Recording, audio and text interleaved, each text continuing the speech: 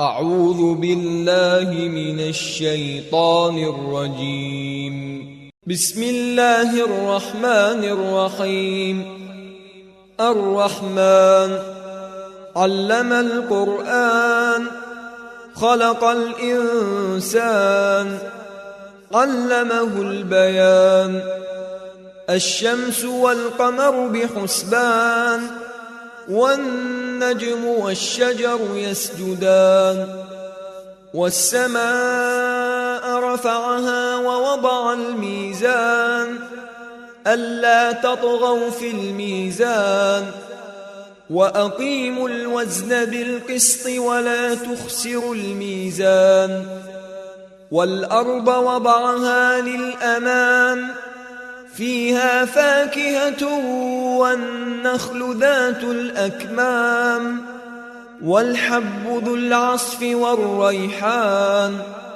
فبأي آلاء ربكما تكذبان؟ خلق الإنسان من صلصال كالفخار وخلق الجان من مارج من نار. فبأي آلاء ربكما تكذبان؟ رب المشرقين ورب المغربين. فبأي آلاء ربكما تكذبان؟ مرج البحرين يلتقيان بينهما برزخ لا يبغيان. فبأي آلاء ربكما تكذبان؟ يخرج منهما اللؤلؤ والمرجان. فبأي آلاء ربكما تكذبان؟ وله الجوار المنشآت في البحر كالأعلام. فبأي آلاء ربكما تكذبان؟